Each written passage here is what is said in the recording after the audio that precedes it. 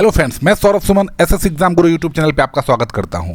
Bihar SSC का आपको पता है कि 2-4-5 दिन पहले एडवर्टाइजमेंट आया था कि 27 तारीख से फॉर्म भरने की शुरुआत होगी।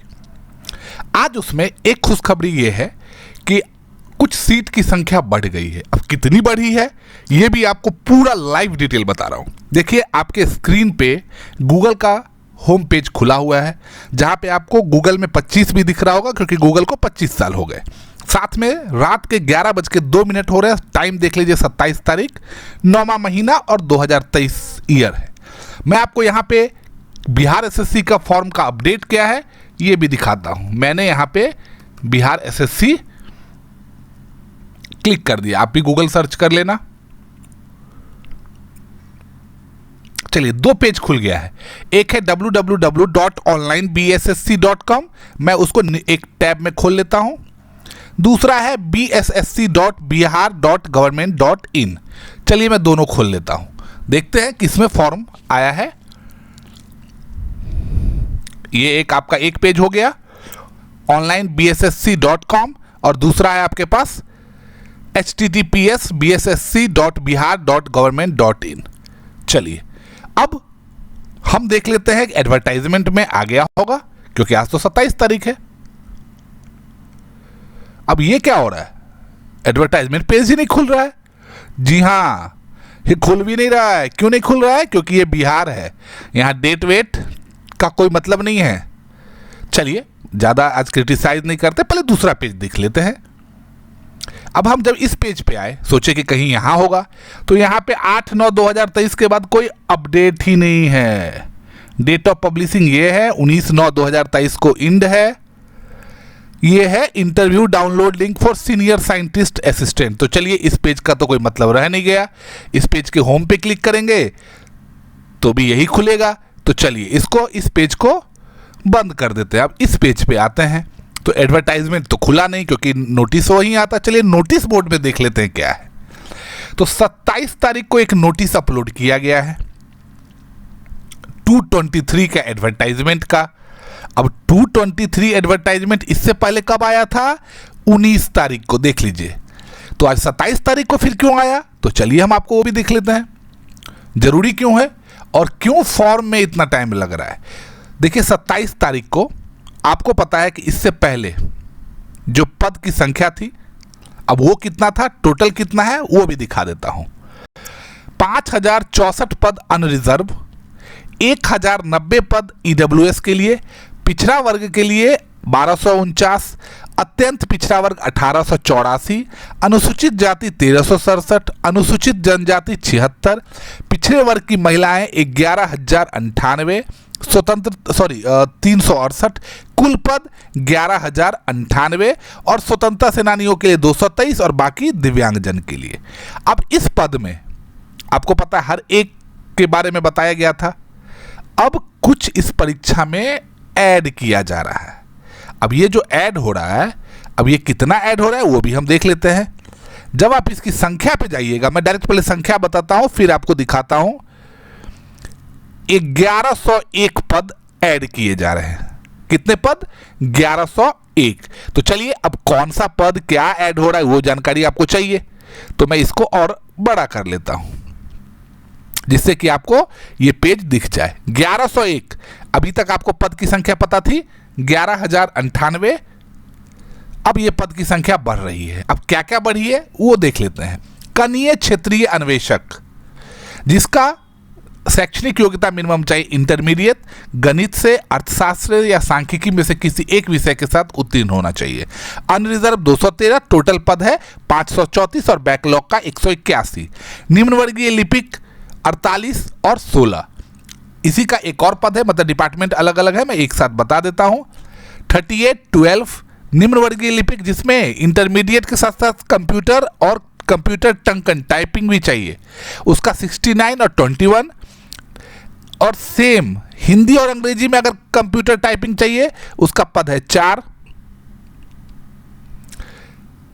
अब कंप्यूटर संचालन और टंकन ज्ञान के साथ साथ इंटरमीडिएट उत्तीर्ण चाहिए, तो 281 और 92। और इंटरमीडिएट के साथ साथ कंप्यूटर संचालन का टंकन ज्ञान होना चाहिए 12742। टंकन मतलब टाइपिंग। अब ये पद की संख्या हो गई 1101, जिसमें अनारक्षित अनरिजर्व 439, ईडब्ल्यूएस 111, पिछड़ा वर्ग 128, अत्यंत पिछड़ा वर्ग 199, अनुसूचित जाति 173, अनुसूचित जनजाति 15, पिछड़े वर्ग की महिलाएं 36, कुल पदों की संख्या 1101। अब ये जब ऐड हो जाएंगे, ये पद में जब ऐड हो जाएंगे तो टोटल पदों की संख्या अब 11,098 से बढ़ के 12,199 हो गया है। तो ये आप लोगों के लिए खुशखबरी है कि 12,199 पद हो गए हैं।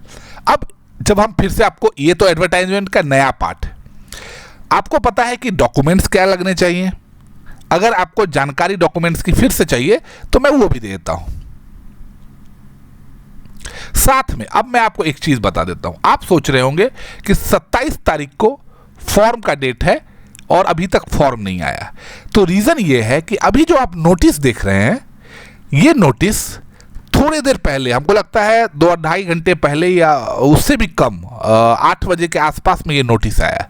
तो सोच लीजिए क्या आज वो हो पाएगा? आज फॉर्म भरने का लाइव हो पाएगा? नहीं।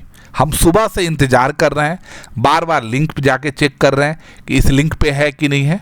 बहुत सारे जगह लोग ये दिखा रहे हैं कि ये लिंक में एडवांस सिक्योरिटी चाहता है। देखिए यहाँ पे आप देख रहे होंगे, ये कंप्यूटर की भाषा है, HTTPS पे रेड साइन है, मतलब इनके पास जो सिक्योरिटी जो सर्टिफिकेट होता है वेबसाइट का वो नहीं है, जिसके कारण ये आपके कंप्यूटर को एडवांस तरीके से मांगेगा।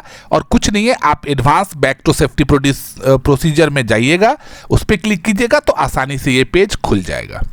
ये पेज ऐसे ही खुलेगा, ठीक है, तो उसका दिक्कत नहीं है। हम लोग बार बार, मैं अभी एक बार आपके सामने रिफ्रेश करके देखता हूं, देखते हैं आया कि नहीं। देख लिए आपके सामने मैंने रिफ्रेश कर दिया, 11:08 हो रहे, मैंने लाइव दिखा रहा हूं ये। अब मैंने आपको पिछला एडवर्टाइजमेंट के लिए दिखने के लिए बताया था, क्यों? उसके पीछे रीजन था कि डिटेल आपको डॉक्यूमेंट्स क्या चाहिए। बाकी आपको सब पोस्ट की जानकारी हमने अपने वीडियो में पहले भी दी थी कि आपको डॉक्यूमेंट्स कौन कौन से डॉक्यूमेंट चाहिए। तो चलिए, क्योंकि आज मैं जैसे ही लाइव होगा फॉर्म, मैं आपको हर एक अपडेट उसका बताऊंगा कि क्या क्या डॉक्यूमेंट्स चाहिए। सिलेबस आपको पता है, आपको मैं पहले के पेपर्स बताऊंगा कि क्या क्या पेपर हैं, इससे पहले कि जिससे कि आपको आसानी हो टाइप्स ऑफ पेपर समझने में। तो जब आप ये फॉर्म पेज देखेंगे तो आपको यहाँ पे डोमिसाइल सर्टिफिकेट जो आपको चाहिए, पासिंग के लिए भी देख लीजिए कितना प्रतिशत है पास होना, मिनिमम दिव्यांग सभी वर्ग और महिला सभी वर्ग 32%, बाकी सबसे हाईएस्ट 40%। पेपर जो होगा वो एक सामान्य ज्ञान का होगा, जिसमें सामान्य अध्ययन, सामान्य विज्ञान एवं गणित और मानसिक क्षमता जांच भी होंगे। 150 क्वेश्चन रहेगा, 2.25 घंटे का पेपर होगा। डॉक्यूमेंट्स आपको पता है कि आपके डोमिसाइल सर्टिफिकेट, सबसे पहले की शुरुआत आप कर लीजिए। आपका आधार कार्ड, ड्राइविंग लाइसेंस या पैन कार्ड जो भी है, ये सब तो चाहिए ही रहता है। वोटर आईडी कार्ड जो भी है आपके पास खुद की पहचान के लिए।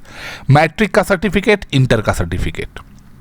अगर तकनीकी ज्ञान में कुछ एक्स्ट्रा मांग रहा है तो आपको अगर टाइपिंग का सर्टिफिकेट है वो भी देना पड़ेगा।